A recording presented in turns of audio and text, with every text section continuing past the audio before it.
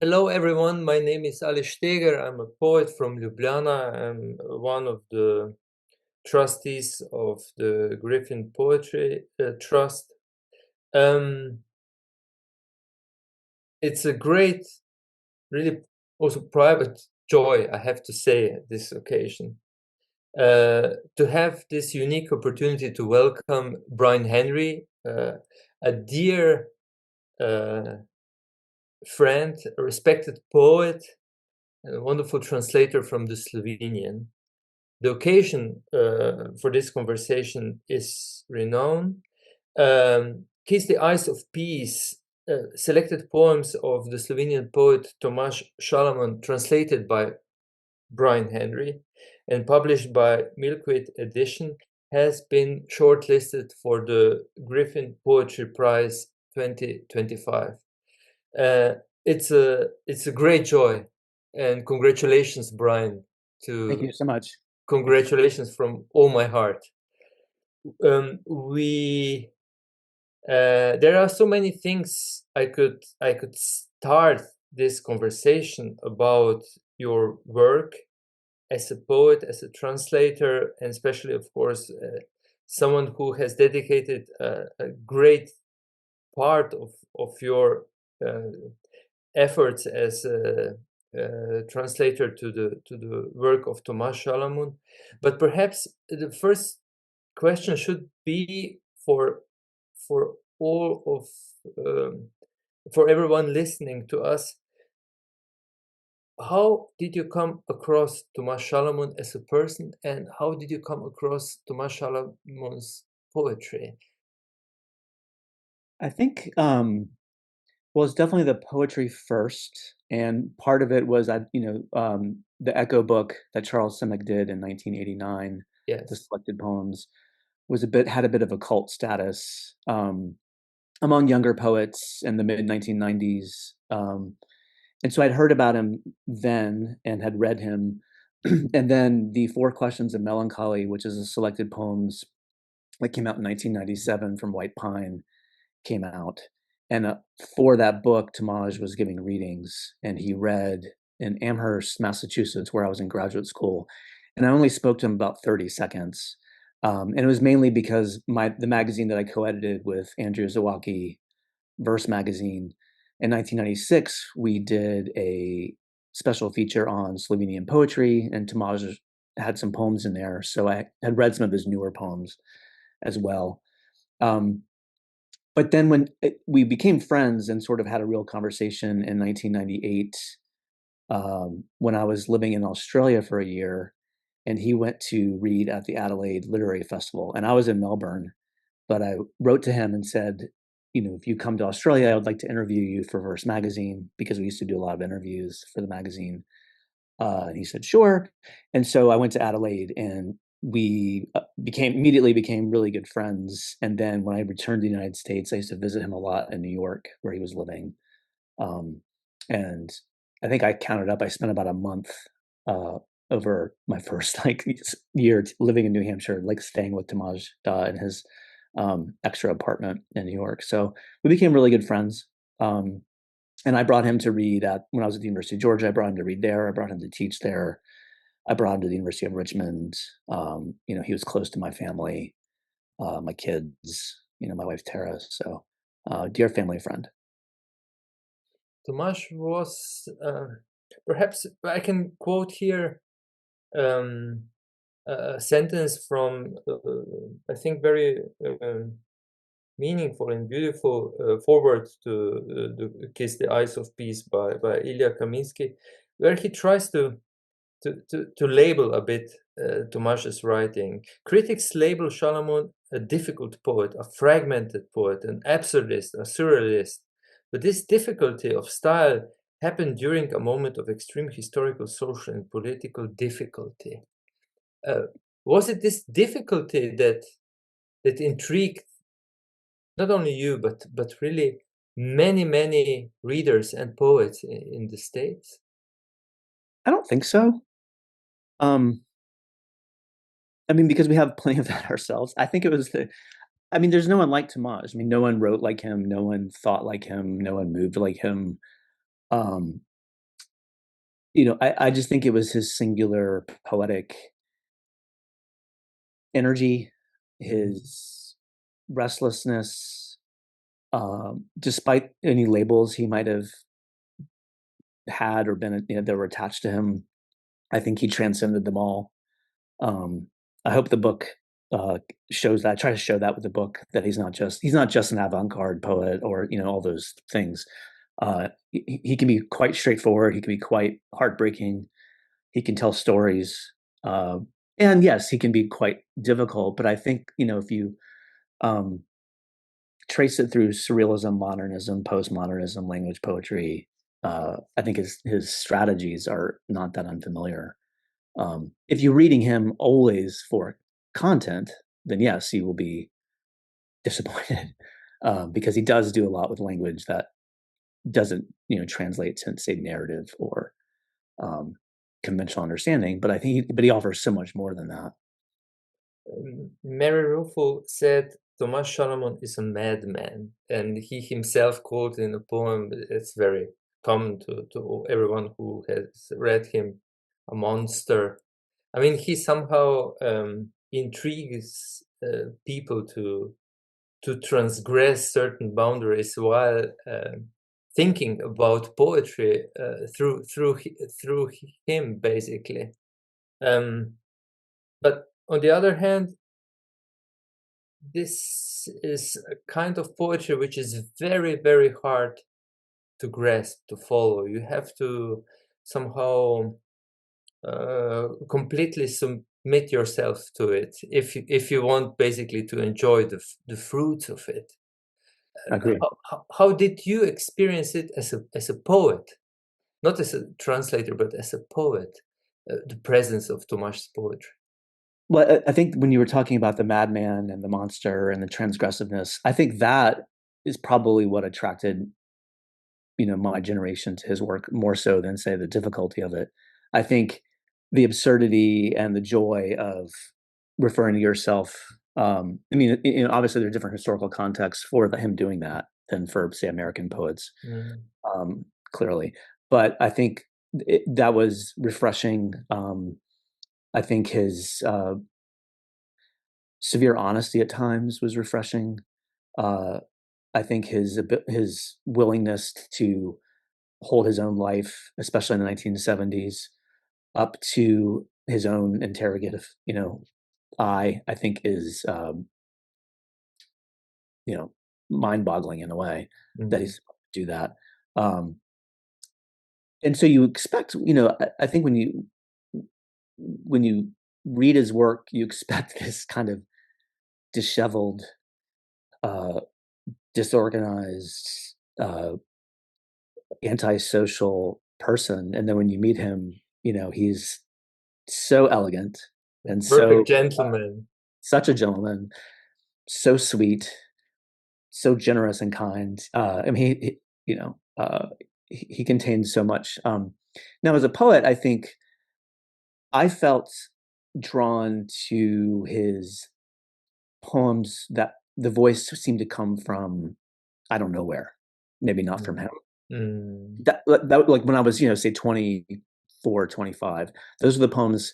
I mean, I liked so many of them, but the ones that really entered my, consciousness and things I tried to emulate were, poems where you don't know who's speaking and where they're, what they're doing, where they are. And there's some of his early poems, I think, and also his more mystical poems, I think attracted me. Later, when I started to translate him, I was translating work from the 1990s, and so his more recent work, and actually translating it kind of rewired my brain as a poet, because just what he does to syntax, what he does to parts of speech, what he does to sense, while still remaining, I think, a lyric poet in most of those poems, and still occupying a lyric space, I think had a tremendous impact on I mean, because I think I was 33 when I started translating him, so I was still pretty young. You write in your foreword, which is very beautiful, very precise, very, how how should I say, informative also piece to the book. The ostensible setting of a Šalamun poem can change at any point, as can the verb tense, and so on and so on. So it's this ambiguity which can happen at any moment, a surprise, full surprise, which can happen at any moment. I remember talking, of course, many times since I worked with Tomaž very closely on a few of his many books. He wrote more than 50 books, and many thousand poems or fragments have remained unpublished yet. But he felt himself probably, first of all, he felt himself as a medium. Secondly, I think he felt himself alive only when he was writing. And somehow I think you can really sense that. And one of the great achievements, at least for my perception of the English language, and also what the curators and the critics who selected this book among the 5 finalists for the Griffin Prize said, is that you really succeeded to recreate this space in the English. A hypnotic sequence of extremely condensed phrases makes Šalamun's absurdism a realistic portrayal of a contemporary world where strangeness can be a source of extraordinary beauty. This selection restores faith in the glory and power of poetry, in its wild freedom and beauty.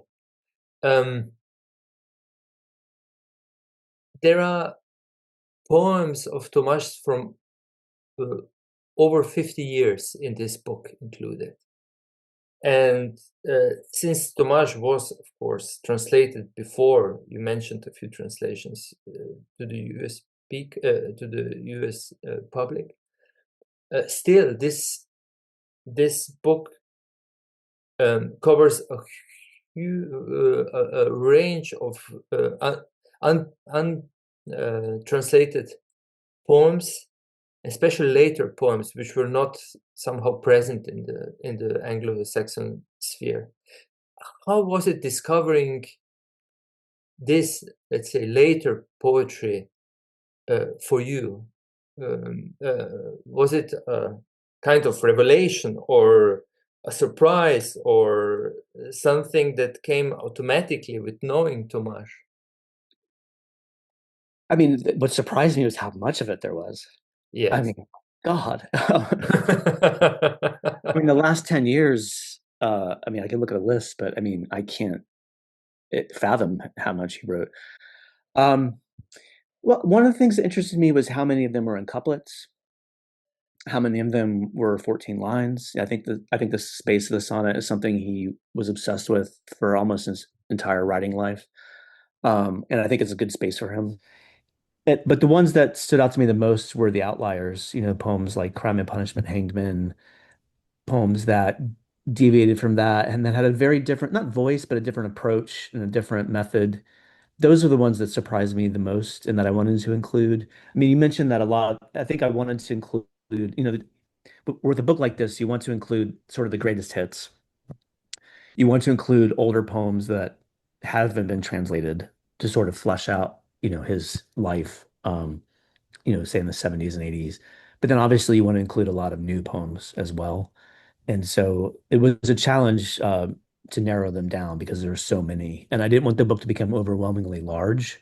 I wanted to have at least one poem from all 52 books, but not have the book be 800 pages. I mean, it could have easily been 800 pages. I mean, I translated over 700 poems, but then I had to narrow it down. In Slovenia, there is selected poems of Tomaž Šalamun that worked with Tomaž on, and it has almost 1,000 pages. And of course, the book, and it's he in the end he wasn't. He thought that the book should be slimmer, and Mhm. I thought that it should include more poems. So it was the two of us always discussing it. But perhaps, Brian, if you permit, perhaps it would be great to hear one of your translations. Sure. I'll read a poem from Pilgrimage from Marushka, which is one of his early books. And this is one of the poems in the mode that I mentioned that when I was a young poet that attracted me, the sort of, his interview poems, the most famous of which is Jonah. But I love this one too, partly because it's less, I mean, Jonah is a very specific subject, and this one's more ambiguous, Mhm. which fascinates me. It's called Driver. Did you open his eyes? Did you think he was hostile? I didn't open his eyes. I didn't think he was hostile. Will you set him on fire? Will you build him wings? I won't set him on fire. I won't build him wings. What is his profession? Chauffeur. He drives down dusty roads all day. Does he rush when it snows? When it snows, he puts on chains. Where did you meet him? In the forest. He said he would be a pilot. He wondered if it was much warmer in the south and if there was a big difference in degrees. Beautiful. Um, Tomaž had a very special, he was translating from the English as well. He translated several American poets, Ashbery, Simic, others. And he had a special philosophy about not him translating American poets, but his own translations. When he was co-working with someone on his own poems being translated in other languages, usually encouraged people to translate as literal as possible, which is very strange. But especially with the more hermetic later poems, somehow it often makes sense. How did you feel about this, shall I say, direction he was pointing out? I think it was really useful. I mean, that's obviously I didn't collaborate with him on any of these poems because I translated all of these starting in 2021 and he passed away in 2014. But when I translated his poems while he was alive, he would say he wanted the absolute literal poem. Of course, the challenge was when a sentence makes no grammatical sense, but it still looks like a sentence. And I'm struggling to, I mean, I'm struggling with just the vocabulary at first, right? Um, so there's a lot of doubt. Am I just not getting this? This doesn't make sense. This, intransitive verb is being used transitively, so on, all these things, these grammatical monstrosities, right? Um, he would say, no, just don't. I mean, at one point in an email, because I'd ask him questions in an email, and he said, don't tame my crystal madness, but I will say, and I always honored that, because for me, translation until, he passed away, translation was an act of friendship through the word. And you always have an other to give a translation to. And when he passed away, I had to sort of, come up with a new approach to that. And what I tried to do is be literal, but also be mindful that these have to be poems in English. Mhm, And I think the risk of, as an English language reader, the risk of a poem that is absolutely literal, that doesn't take into effect or into account, say, the sonic scaffolding of the original, or any repetitions in the original, let's say, or any music, if you're only going for absolute literal meaning, then you have an artifact of a poem in mhm, English, not a mhm, poem. And so for me, it's a balancing act, like how I don't want to domesticate it. I don't want to take liberties. But if it doesn't work as a poem in English, I'm not going to put it in the book. That was my sort of, uh, number one rule, I guess. It has to be a poem. So a lot of poems didn't make it into the book because I just didn't feel like I could make it successful in English as a poem. uh, From my reading, I mean, there are at least two really huge, enormous achievements of this book. Um, First, um, it brings sometimes really different, completely new, fresh, and more precise uh, English translations of his renown. poems.